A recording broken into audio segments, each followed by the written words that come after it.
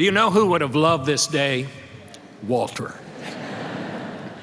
What a day it is. Mr. President and Mr. President, members of the CBS family, members of Walter's family. The other day, Walter's grandson, who is a proud member of the CBS Washington Bureau now, working this summer as an intern, came into my office and he asked me, what was it like when my grandfather was here? And I tried to tell him, and the first thing I told him was, it was fun. We all wanted to be there. His grandfather's enthusiasm captured us all. Walter Cronkite was the most curious man I have ever met. He always wanted to know everything about everything, and he wanted to know it before everyone else knew it. And that was the spirit that settled onto the Washington Bureau and to CBS News. There was a downside to this. Many of these questions that Walter would ask, and he would ask the questions, that's why he was such a great editor. He could always come up with these questions that nobody else would think to ask. Unfortunately, as Sandy Sokolow and John Lane and some of the people who were around the rim in those days with Walter would tell you, he always managed to ask these questions about 6:20, about 10 minutes before the news was ready to go on the air, and we were all trying to get our pieces together, and then we'd get one of these questions. We came to call them WWs, Walter wants to know. Between 6:10 and 6:30, here are some of the questions that Walter actually asked. How much oil is there in the world?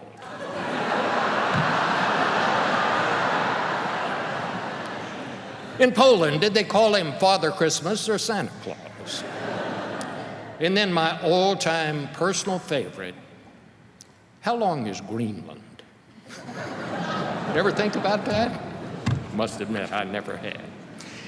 Walter used to call us around when we were on the beats, and one day he called me and he asked a question for the first time since I'd been at CBS I could actually answer, and I gave him the answer, and then he said, well, thank you, Bob, this old gray head just had a question mark above it. He really talked that way. I tell you that because Walter Cronkite off camera was exactly like Walter Cronkite on camera. How many times have we seen people on television or we've seen them in the movies and we thought they were one way and they turned out to be another way? Not Walter. Walter was exactly the way we all saw him on television. As someone said, Walter Cronkite was the way we wanted him to be. He loved news, he loved journalism, he loved to talk about it. And that was the infectious part. That is what set the spirit for CBS News. I never saw Walter Cronkite be rude to a stranger. And it was not just courtesy. Walter liked to talk about the news, and if somebody came up to him and wanted to talk about it with him, he wanted to talk to them. But if there was one thing he liked more than talking about the news to just someone who would approach him, it was talking about the news over a drink. He loved to get together with his friends and talk about the tall tales of journalism. I shall never forget one night at a book party here in New York, and I was standing over in a group and I was talking to Peter Jennings and Dan Rather and Tom Brokaw, and we were having a big time, and I thought it would be a great picture if I could get Walter over there with all of them, all of the anchors of the day, and get their picture together. So I sought Walter out, and I found him, and I said, Walter, would you come over here and get a picture with all these guys? And he looked at me and he said, could you tell them to come over here? I'm trying to get a drink, and I don't want to lose my place at the bar.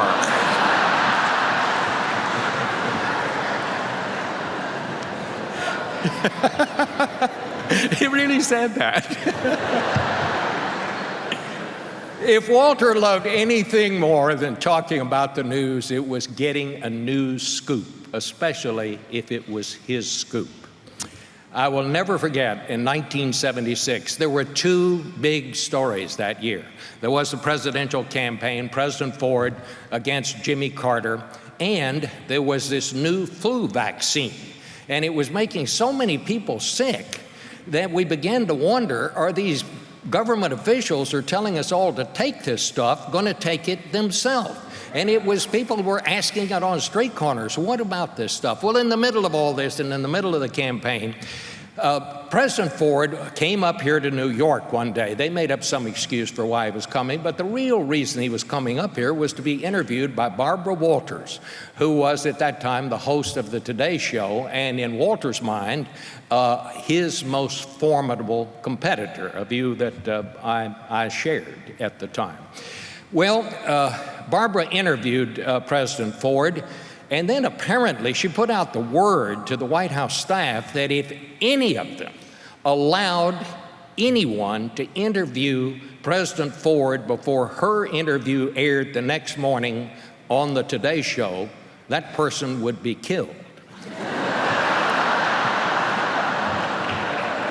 Apparently, I mean, that's what they told me, Barbara. But being reporters, we all set about to try to figure out some way to bust Barbara's scoop. So I went to the press secretary, who just sneered and said, of course not, we've given our word to Barbara Walters. And then the worst thing that could possibly happen happened. I get a call from Walter Cronkite, and I got to be the one to explain to him that Barbara Walters was about to do an exclusive interview with him. And he then said to me, well, I understand that President Ford is going to be up at Yonkers a little later today. Do you think there's any way I could come up there and watch him on the campaign trail? Well, what was I going to say? No, Walter, we've got it all in hand. You stay right back there in New York. We'll be fine. I'll call you and tell you. Of course I didn't say that. I said, well, of course, Walter, be delighted. And then, of course, I knew what was coming next. And Bob, do you think there's any way you could get me an interview with the president? I said, well, I don't know, Walter. This is going to be tough, but I'll get right on it. So I went back to the press secretary, who this time just laughed and said, are you nuts? And then couldn't think of anything else to do. So I went to the president's 32-year-old chief of staff. I called him Dick in those days. I would later call him Mr. Vice President, Dick Cheney. And I said, Dick, I'm in a real bind up here. I said, you know, Walter Cronkite's coming out, and he wants to interview the president. He said, Bob, there's absolutely no chance whatsoever.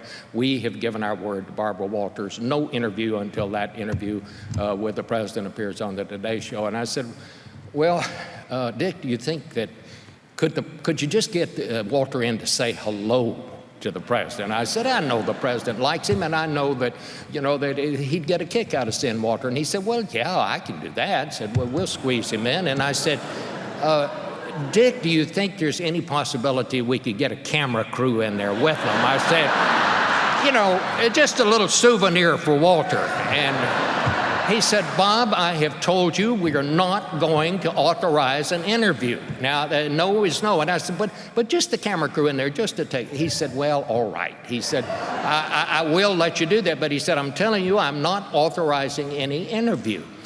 So at the appointed time, we showed up at the back door, and they sneaked the camera crew and Walter in there. Walter took a microphone in his left hand. He walked up to the president with his right hand, shook hands, and said, hello, Mr. President, are you going to take your flu shot? Well,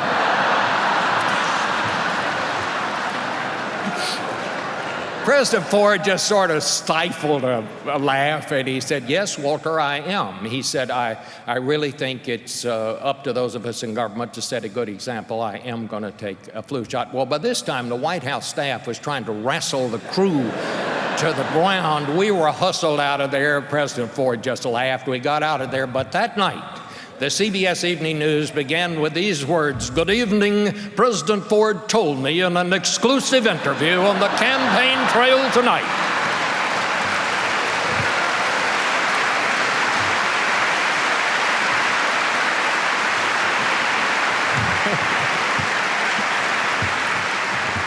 That he would take his flu shot, and then we actually ran that interview, all 9 seconds of it. My friends, Walter Cronkite loved the news, and we loved Walter Cronkite for it. What a man.